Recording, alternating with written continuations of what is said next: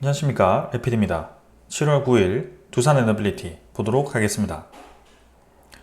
증시 먼저 보겠습니다. 코스피 0.34% 상승했고요. 코스닥은 0.13% 상승했습니다. 양증시 모두 약하게 좀 반등을 했고요. 코스피는 2867포인트로 마무리가 되었습니다. 자, 확실히 이제 코스피가 계속해서 좀 위로 힘을 받는 모습인데요. 외국인 투자자가 또 3,270억을 매수하면서 계속해서 외국인 투자자의 매수세가 이어지고 있습니다. 기관 투자자는 280억 정도 매도가 나왔는데요. 지금은 확실히 외국인 투자자에 대한 매수세가 집중되는 모습입니다. 코스닥은 외국인 투자자 620억, 기관 투자자가 1,000억 정도 매도했고요. 코스피와는 반대로 매도가 집중되는 모습이었습니다. 자, 코스피는 확실히 계속 올라가는 분위기이기 때문에 넘어가도록 하고요. 수급 아까 확인했듯이 외국인 투자자가 지금 5일 연속 매수를 해주면서 계속 좋은 흐름을 이어가고 있습니다. 기관 투자자는 금융 투자가 매수했지만 반대로 이제 다른 투자자들은 크게 매수 없이 진행이 되었고요. 외국인 투자자가 코스피를 집중 매수하는 모습을 보이고 있습니다. 코스닥은 860포인트고요. 계속해서 이제 바닥을 3번 정도 찍고 올라가는 분위기를 유지해주고 있습니다. 그런 특정한 종목, 특정한 테마 위주로 좀 힘을 받는 모습이기 때문에 아직까지는 코스닥 전체가 좀 올라가고 있다라고 보기는 어려운데요. 근데 이제 뭐 조만간 발표될 수 있는 미국의 6월달에 CPI 지표라든지 그런 FOMC에 대한 금리 방향이라든지 이런 것들이 좀 제시가 되었을 때 증시가 좀 방향을 잡을 수도 있을 것 같습니다. 기관 투자자는 지금 계속해서 금융투자 오늘 1,200억 정도 매도를 했고요. 한 6일 정도 연속으로 빠지고 있습니다. 외국인 투자자는 620억 매도했는데요. 한 4일 정도 들어오다가 오늘은 차익 실현을 하는 모습이었습니다. 그래서 코스피 코스닥 일단은 꾸준히 좀 올라가는 분위기는 최근에 유지가 되고 있는데 이번 주에 이제 발표될 수 있는 그런 물가지표, FOMC에 대한 발표 이런 것들을 좀 주시를 해봐야 될 것 같습니다. 다우 나스닥은 보합 수준으로 어제 마무리되었고요. 니케이가 오히려 1.96%, 2% 가까이 반등하였고 상해종합도 1.3% 정도 반등하면서 니케이와 상해종합은 오늘 상승 마무리가 되었습니다. 자, 그래서 뭐 혼조세이긴 하더라도 꾸준히 좀 전체적으로 올라가는 그림이 만들어지고 있고요. 우리나라 증시도 마찬가지고요. 전반적으로는 글로벌 증시 전체가 좀 이제 금리 인하에 대해서 대비를 하고 있지 않나라는 생각을 하고 있습니다. 다음 미국 환율이고요. 2원 정도 하락해서 1382원으로 마무리가 되었습니다. 그래서 뭐 계속해서 61선 유지하고 있습니다. 그러나 고점을 그 이상 지금 높이지는 않고 있죠. 그래서 여기서 이번 주에 발표되는 FOMC에 대한 회의, 그 다음에 뭐 CPI 물가지표 이런 것들에 대해서 반응을 할 가능성이 큽니다. 그래서 거기에 맞게 좀 움직일 건데 한번 지켜보도록 하겠습니다. 선물 지표는 약하게 미국 증시 올라가고 있고요. 유럽 증시는 크게 상승을 하지 않고 있습니다. 조금 이제 조정받으면서 한 0.6% 정도 빠지고 있고요. 일단 뭐 유럽 증시도 최근에는 뭐 상승 하락을 번갈아 가면서 하면서 뭐 크게 계속해서 올라가는 느낌은 아닙니다. 그러나 아시아 증시라든지 미국 증시는 조금 힘을 받는 모습입니다. 원자재 가격은 국제유가, 천연가스 모두 비슷한 수준의 가격대고요. 넘어가도록 하겠습니다. 채권금리는 4.3% 찍고 4.28%로 다시 좀 하락하는 모습이었습니다. 그래서 고점을 점점 낮춰가는 그림이 그려졌고요. 뭐 4.2%대로 다시 진입을 했습니다. 그래서 채권 금리가 점점 하락하는 방향으로 갈 가능성이 커 보이는데 이것도 주시를 한번 해보겠습니다.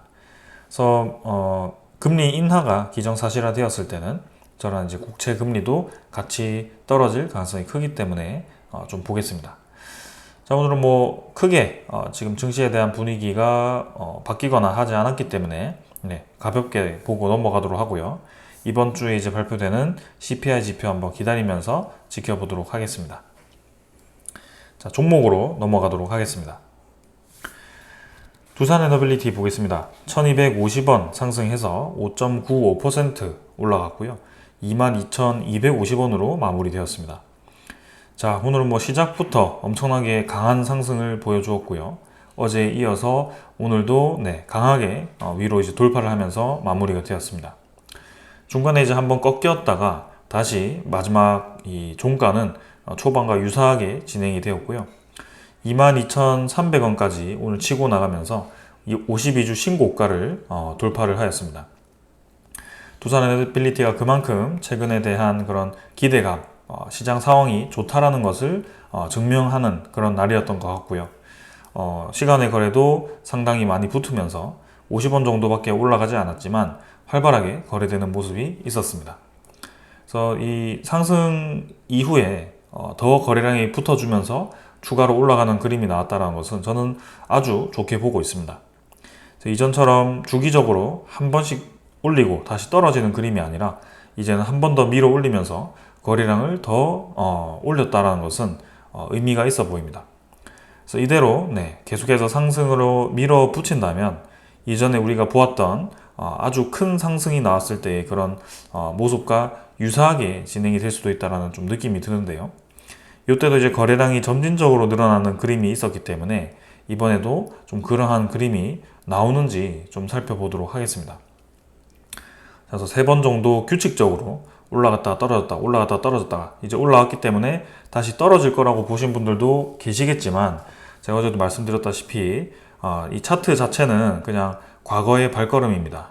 그래서 그 과거의 발걸음을 가지고 발자국을 가지고 앞으로에 대한 방향을 추측한다는 것 자체가 이미 모순이거든요. 그래서 과거의 그 자치는 그냥 그대로의 흔적입니다. 그래서 그 그대로 좀 인식을 하시면 되고 그걸 가지고 앞으로의 모든 거를 예측하겠다라고 하는 것은 조금 무리가 있어 보입니다.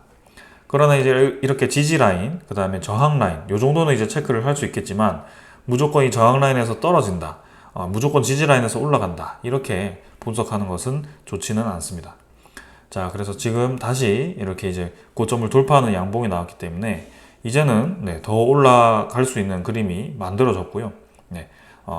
이제 확실하게 소식이 하나가 들려오면서 더 밀어붙인다면 우리가 기다리던 그런 가격대까지 금방 올라가지 않을까 그런 생각도 좀 해봅니다. 아직까지는 사실 확실한 소식이 나오지는 않았기 때문에 좀 이제 기다려 보도록 하고요. 얼마 남지 않은 것 같습니다. 다음 주 중으로 소식이 나오지 않을까 그런 기대감도 좀 있고요. 좀 밀린다면 그 다음 주 더 기다릴 자신도 있습니다. 그래서 소스가 여러 개가 있기 때문에 사실 특정 소식 가지고 지금 두산에너빌리티가 올라간다 라고 표현할 수도 있겠지만 이미 여러 그림들이 밑그림들이 많이 그려진 상황입니다. 그래서 이제는 여러 가지 기대감이 있기 때문에 기다려 볼 만하다. 이번에 소식이 나오더라도 그 하나만 가지고 익절을 하기에는 너무 아까운 기업이다. 그렇게 생각을 하고 있습니다. 10년 만에 돌아오는 그 기회가 다시 돌아오지 않았나라는 생각이고요. 한번 힘을 받았을 때 두산에너빌리티가 엄청나게 크게 올라간다는 것도 우리가 잘 알고 있습니다. 지금 상황에서 얼마까지 이제 힘을 붙일지는 알 수는 없습니다. 시가총액이 이제 사실 이전과 비교했을 때 고점에 유사한 가격대까지 지금 형성이 되긴 했습니다. 그러나 기업 가치가 10년 동안 이제 좀 줄어들다가 이번에 이제 힘을 받았는데 그 시장에 대한 가치 자체가 이전과는 비교할 수 없을 정도로 크기 때문에 이전 시가총액 고점을 넘어갈 가능성이 큽니다. 그렇게 본다면 확실히 힘을 더 받을 가능성이 있어 보이는데요. 어느 가격대까지 올라가느냐고 저에게 물어보시는 분들이 몇몇 있습니다. 근데 사실 저는 어느 가격대까지 간다라고 말씀드릴 수 없죠. 그래서 이미 이제 힘을 받은 상태에서는 이제는 올라가는 데까지 가보는 겁니다. 근데 내가 최고점에서 매도를 하겠다라고 접근하기보다는 점점 이제 목표였던 가격대까지 도달한다면 분할 이제 익절을 해가는 그런 그림이 만들어지는 것이 좋습니다. 그래서 우리가 매수할 때는 분할 매수로 했고 매도할 때는 분할 매도로 접근한다면 확률적으로 좋은 수익을 얻을 수 있는 그런 상황이 만들어지는 것입니다. 신도 아니고 여기서 매수, 여기서 매도 이렇게 계속 왔다 갔다 하면은 차트에 집중할 수밖에 없고요. 그 차트 자체가 결국에는 트레이딩으로 빨려 들어가는 그런 상황이 될 겁니다. 그래서 주식 시장 자체에 그냥 스트레스를 받을 수밖에 없고 그 차트의 움직임에 너무 의미 부여를 하게 되면 기업의 본질 자체가 흐트러지게 됩니다. 그래서 그러한 상황을 계속 강조를 드린 거고요. 지금의 이 순간까지 왔습니다. 자, 이제 추가적으로 힘을 받기 위해서는 확실한 소식 하나 필요하고 한번 기다려 보겠습니다. 자, 오늘도 이제 외국인 투자자 수량을 보시면 216만 주 매수를 하면서 전날 매수했던 것만큼 또 많은 매수를 진행해 주었습니다. 기관 투자자는 오히려 이제 23만 주를 매도를 했고요. 금융 투자는 매도 5만 주, 보험 만주 매도, 투시는 2만 주 매수, 사모펀드가 이제 15만 주 정도 매도를 했습니다. 그래서 오히려 이제 사모펀드가 익절을 하면서 좀 빠지는 그림이고요. 연기금 투자자는 어제 바짝 매수하고는 크게 매수가 없었습니다. 그래서 기관 투자자는 좀 차분한데 확실히 지금 외국인 투자자가 좀 많은 매수를 진행해주고 있다는 것이 눈에 띕니다. 그래서 이러한 수급 자체가 두산에너빌리티 뿐만이 아니라 원자력 테마 전체에 좀 들어와주는 그런 모습이고요. 이번에 이제 조만간 소식이 들려온다는 그런 소식들이 있기 때문에 좀 한번 기대감을 가지고 기다려 보겠습니다. 자, 그래서 이 정도로 좀 이제 차트 한번 보았고요. 공매도 잔고 한번 살펴보겠습니다. 자, 공매도 잔고는 뭐 계속해서 유사한 수준이죠. 그래서 수치만 좀 확인해 보겠습니다. 오늘도 39만 주 정도로 진행이 되었고요. 뭐 크게 변화 없었습니다. 그래서 잔고는 거의 동일하였기 때문에 빠르게 넘어가도록 하겠습니다. 그 다음에 이제 대차 잔고도 같이 좀 확인을 해 보겠습니다. 사실 뭐 대차 잔고도 꾸준히 좀 줄어드는 방향으로 진행되고 있는데요. 오늘 뭐 특별하게 지금 뭐 아직 시간이 되지 않아서 나타나지 않았고요. 상위 종목으로 아직 나타나지 않았기 때문에 이것도 넘어가겠습니다. 그래서 크게 변화 없었을 거라고 좀 보고 있고요. 내일 수치는 확인해 보겠습니다. 자, 오늘 뭐 거래량이 워낙 많았고요. 사실 거래원 자체를 분석하기에는 좀 크게 의미가 없는 거래량까지 올라왔습니다. 그래서 전날 보시면 신한증권, UBS, 모건스탠리 이런 투자자들 위주로 매수가 집중되었고 오늘도 이제 프로그램이 200만 주 이상 매수가 들어오면서 어제와 비슷한 물량 매수가 들어왔습니다. 그래서 결국에는 215만 주로 이렇게 거의 유사하게 매수가 진행되었고 어제도 220만 주 매수를 하면서 이틀 만에 외국인 보율이 22%까지 올라오는 그림이 만들어졌습니다. 그래서 지금 뭐 21%대를 왔다 갔다 하다가 한번 이제 힘을 주니까 그대로 또 다시 올라가는 그림이고요.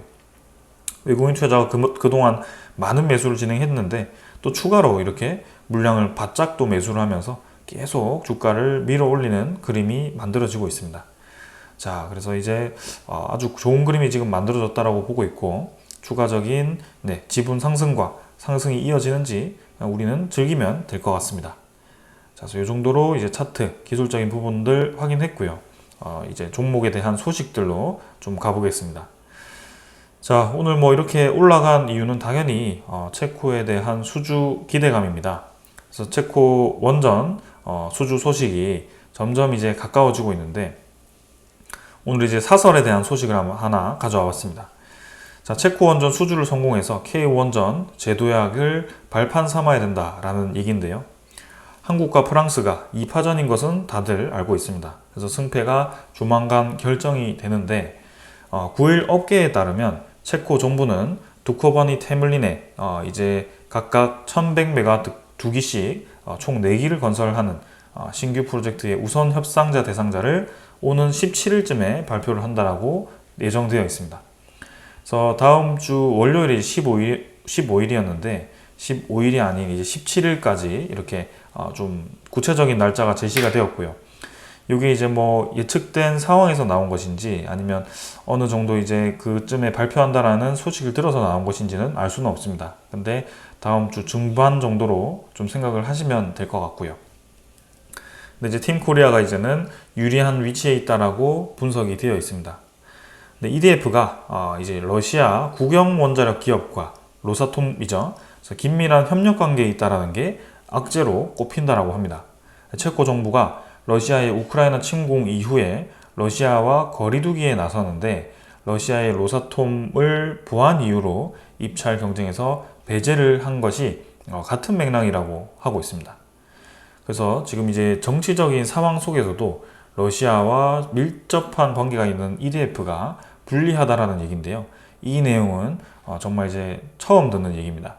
최근에 이제 프랑스가 중국과 또 이 원자력 협력에 대해서 또 이제 MOU 체결을 하기도 했고, EDF가 또 이렇게 러시아 국영 원자력 기업과 협력을 한다라고 했을 때는 확실히 지금 체코에서는 꺼릴 수밖에 없습니다. 이미 중국과 러시아를 배제를 했기 때문이죠.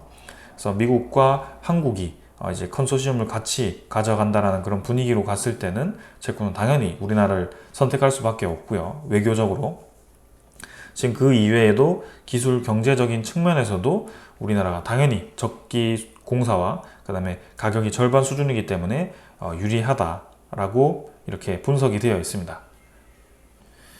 자, 그래서 체코 원전에 대해서 불리한 측면을 얘기를 한다면 EU 내에 있다. 그 다음에 유럽 내에 뭐 물자 이동이 유리하다. 네, 이러한 것들.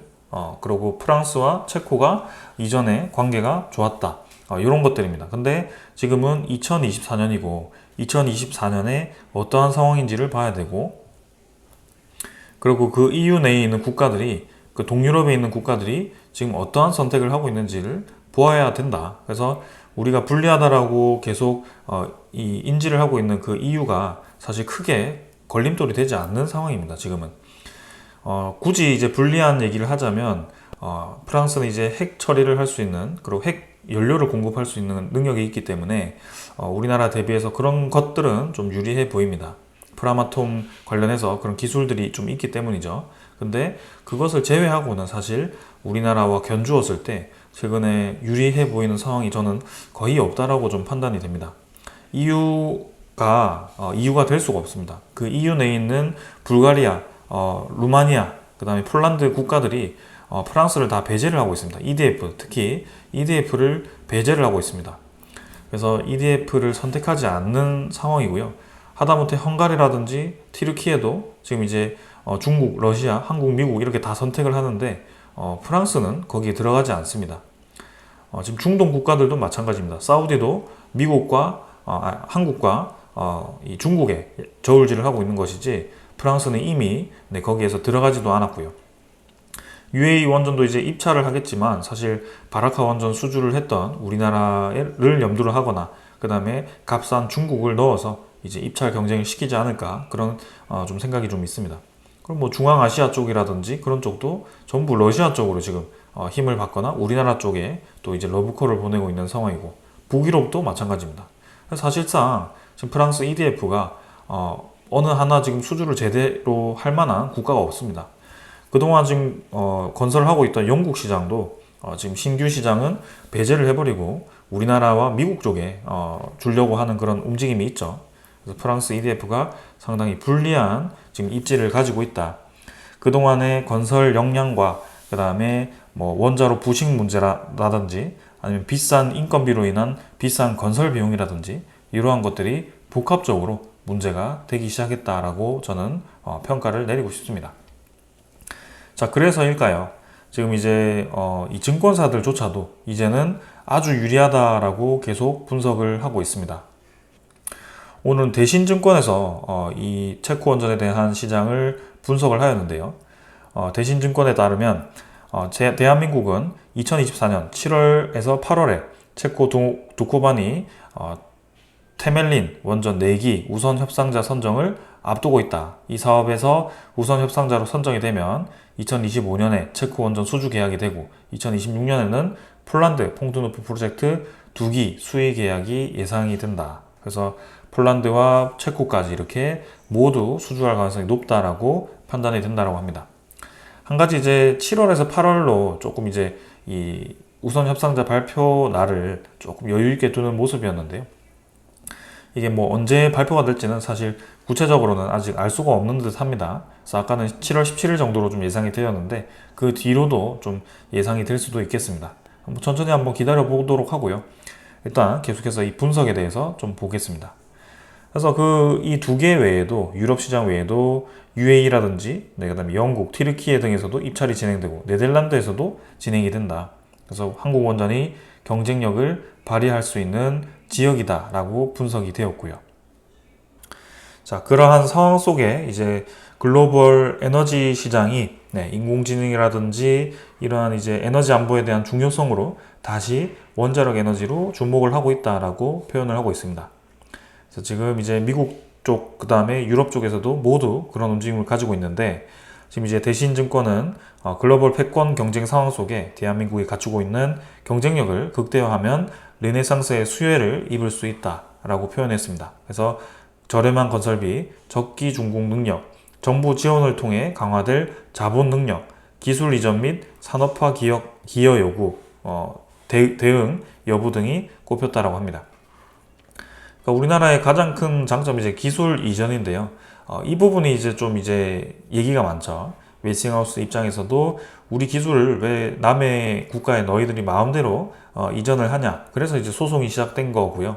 그리고 이제 저렴한 가격 속에 기술 이전까지 하면 뭐가 남느냐. 이렇게 하는 것도 이제 사업성이 없다라고 또 반대하는 사람들이 그렇게 얘기를 하긴 합니다. 근데 첫 시장에 발을 들였을 때 기술 이전을 한다라고 해서 그 국가가 바로 우리나라를 따라 붙어서 그 사업을 할 수가 없습니다. 그래서 기술 이전을 해도 사실 이제 신규 원전에 대한 그런 시장을 잠식당할 상황은 만들어지진 않을 것 같고요. 오히려 이제 기술 이전과 같은 이런 좋은 조건으로 수출을 하나씩 시작하면 초기 시장 진입을 성공을 함으로써 그 다음 2차분, 3차분을 모두 우리나라로 끌어올 수 있는 좋은 기회가 될 수도 있다라고 저는 평가를 하고 싶습니다. 그래서 지금 이제 원전 건설 비용이 우리나라가 상당히 경쟁력이 있다라고 강조를 하는 것이고, 이번에 이제 경제외교 지원용 K 파이낸스 패키지 개발을 통해서 이제 2024년부터 2028년까지 이제 85조를 지원하겠다라고 이제 수출입 은행장이 직접 발표를 했습니다. 그래서 공적 금융이 지금 55조나 늘어나면서 상당히 많이 늘어났고, 이 부분이 상당히 유리해 보인다. 그리고 수출입 은행법 개정을 통해서 또 이제 한도를 이제 25조까지 늘린 상황이기 때문에 앞으로 지금 이제 자금력도 우리나라가 프랑스에 뒤지지 않는다. 그래서 이런 것들이 지금 이제 많은 조건들이 우리에게 유리하게 돌아가고 있고, 우리가 수주할 가능성이 높아 보인다라고 평가를 하였습니다. 자, 그러면서 이제 대신증권이 평소에는 이제 중립 의견을 제시를 하다가 이번에 이제 목표가를 제시를 하였는데요. 그 목표가는 얼마일까요? 자, 대신증권이 오늘 날짜로 목표 주가를 3만원을 제시를 하였습니다. 변경 이전이 이제 3만원이라고 표현이 되어 있지만 지금 이제 3만원까지 제시를 하였고요. 최근에 이제 다른 증권사들도 메리츠 증권사 목표 주가 26,000원, 다올투자증권 26,000원, NH는 22,000원으로 지금 이제 5월 21일자로 제시를 하고 있지 않은데 이미 목표가는 도달을 했습니다. 그래서 NH투자증권도 목표가를 추가로 높일 가능성이 있어 보이고요. 하나증권도 23,000원으로 지금 전체적으로 평균 목표 가격이 올라가고 있습니다. 그래서 3만원까지 지금 증권사 목표가가 올라왔기 때문에 이제 점점 지금 두산에너빌리티가 올라갈 확률이 높아지고 있고, 지금 증권사들조차도 채권 수주에 대한 유리함을 인정을 하기 시작했습니다. 그래서 우리는 천천히 지금처럼 두산에너빌리티에 대한 미래를 보고 투자를 하면 수익을 얻을 수 있을 것 같습니다.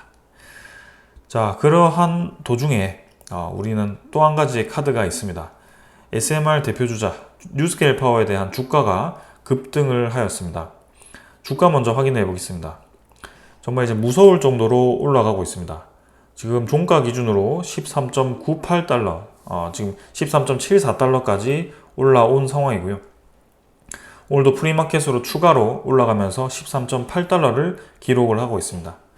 전고점을 가뿐히 넘어서고 추가로 계속 주가를 밀어 올리는 상황이고요.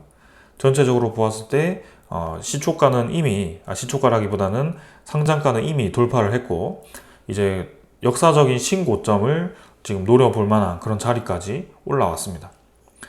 자, 정말 무시무시한 하락 이후에 4달, 5달 만에 그 주가 거의 뭐 10배 이상을 지금 한 9배, 8배 정도를 가뿐하게 지금 올려버리는 그런 상황이고요. 그만큼 뉴스케일 파워가 포함된 시장이 좋기 때문에, 그리고 조만간 발표될 수 있는 좋은 소식들이 있기 때문에 주가가 이렇게 올라간다라고 저는 생각이 듭니다. 첫 번째로는 두산 에너빌리티가 직접적인 수혜를 볼 수 있죠. 당연히 주가가 올라갔기 때문에 주가 수익률이 높아졌고요. 그리고 그 지분 투자를 통해서 지금 이제 확보한 그 기자재, 납품권 그런 것들이 현실화가 될 겁니다. 그래서 내용을 좀 살펴보면 자, 뉴스케일 파워에 대한 주가가 아이다 호주에 대한 SMR 6기가 무산이 되면서 좀 이제 악재를 겪었습니다. 그래서 공매도 리포트가 줄곧 나오면서 주가가 이제 1달러 수준까지 좀 떨어졌었는데요. 근데 이제 이 기술적 결함이 아니라 원가 상승이라든지 그 다음에 특히 아이다 호주에서의 그런 전력에 대한 수요가 부족했기 때문이었습니다. 그래서 이제는 전력에 대한 수요가 생겼죠. 어떤 게 생겼을까요? AI에 대한 데이터 센터가 갑자기 뜨기 시작하면서 AI 데이터 센터 업체들이 직접적으로 SMR이라든지 원자력 전기를 구매하기 시작합니다. 그래서 SMR을 구매해서 바로 AI 데이터 센터 옆에다가 건설을 해서 직접적으로 전력을 공급하는 그런 효율성이 있기 때문에 이 SMR 사업이 뜨고 있는 거고요. 당연히 대형 원전 대비해서 아직 비싸긴 합니다만 그 비싼 만큼 바로 이제 옆에서 생산을 할 수 있고 안정성도 높기 때문에 주목을 받고 있는 겁니다. 대형 원전은 대형 이 열을 그죠? 엄청나게 높은 온도를 식히기 위해서 수시로 이제 물을 계속 돌리고 그 물이 꺼지면 이제 굉장히 위험한 상황이 생기는데요. 그래서 설치할 수 있는 지방과 설치할 수 있는 그 지역이 한정되어 있습니다. 그래서 그 지역 대비해서 이런 전력이 필요한 구간이 멀리 있다면 그 송전망을 굉장히 길게 깔아서 고압 송전망을 길게 깔아서 아주 높은 볼티지를 걸어서 그 전력을 보내야 되는데 그게 이제 이 초전도체가 아니면 전력 손실이 계속 일어날 수밖에 없습니다. 그래서 열도 계속 발생하고 그 전력이 계속 손실이 발생하니까 계속해서 그 비용을 손실을 보는 건데요.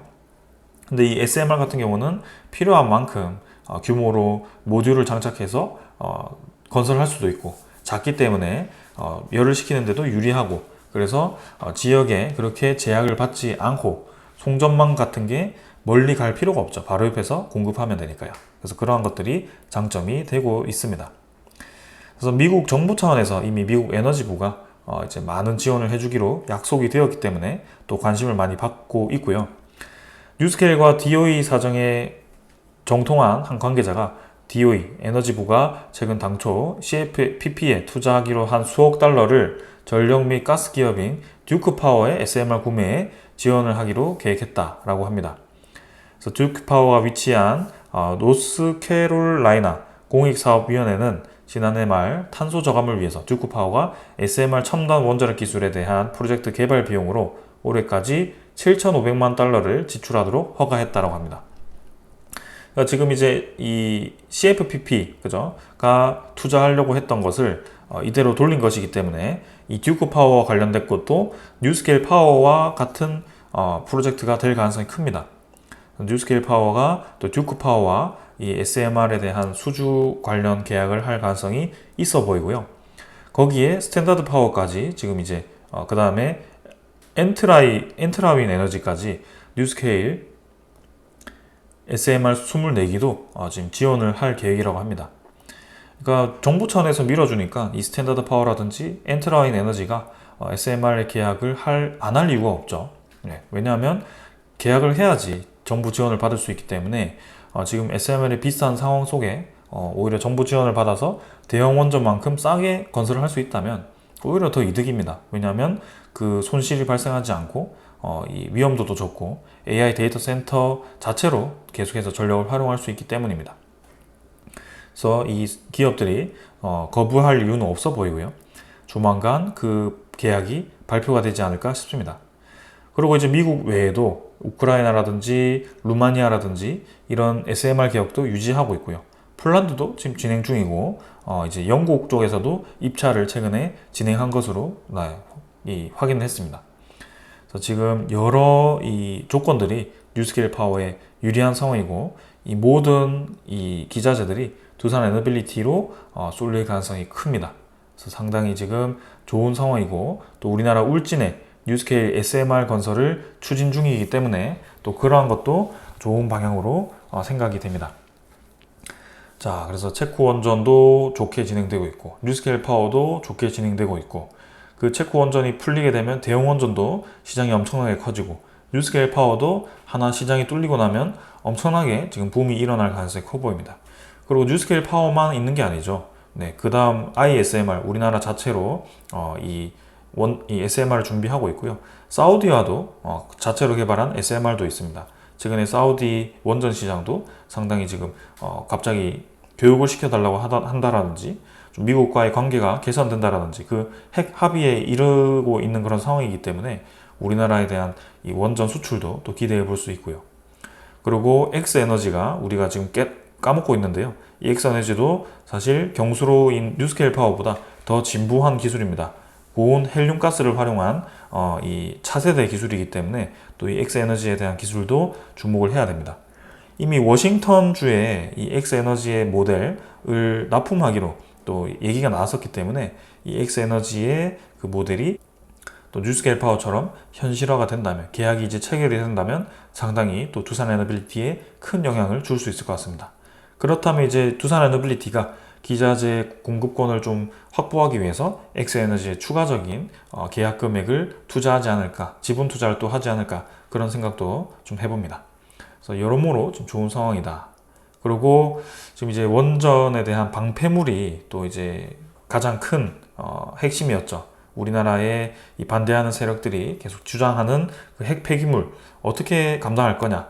그게 이제 5분의 1로 축소되는 한수원의 플라즈마 기술이 상용화 추진을 하고 있습니다. 지금 이제 이 기술이 2083시간을 안정 운영을 해서 설비 안정성을 입증을 했고요. 고리 1호기라든지 월송 1호기 해체에 적용을 하겠다라고 합니다. 그래서 이제 핵 폐기물을 이렇게 축소를 시켜서 이제 저장할 수 있다라는 장점이 있고요.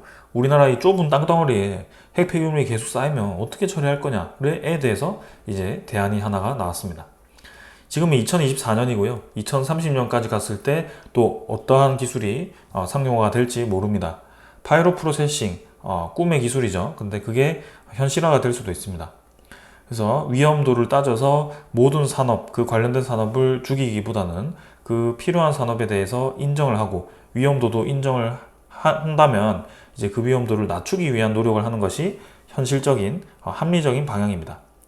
그래서 지금 그러한 방향으로 잘 진행되고 있는 것 같고요. 우리나라의 기술력이 죽지 않고 계속 이렇게 개발에 대한 진척이 있고 수출도 좀 많이 진행하면 좋을 것 같습니다. 자, 그리고 두산 에너빌리티의 마지막 야심찬 이 사업이 하나가 있죠. LNG 가스터빈이 최근에 뜨고 있지만 발전소용 수소 전소 터빈에 지금 이제 몰두를 하고 있습니다.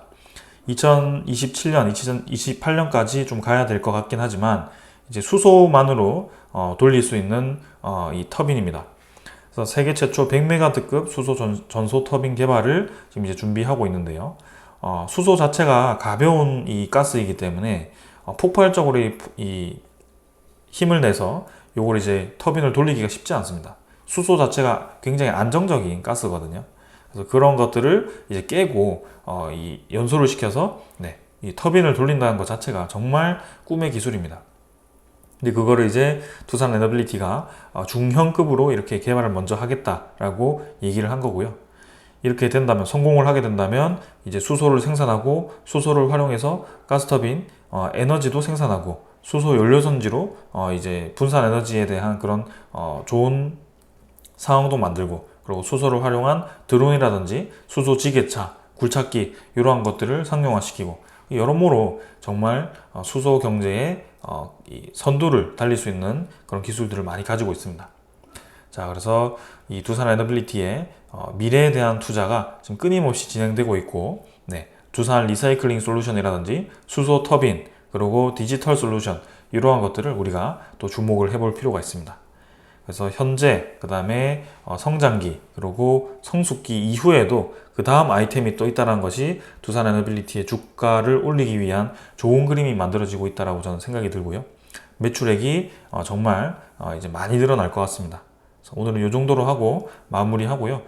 이제 현실화된 그런 소식이 들려올 때까지 차분히 한번 기다려 보도록 하겠습니다. 자, 오늘 여기까지 하고 마무리하겠습니다. 감사합니다.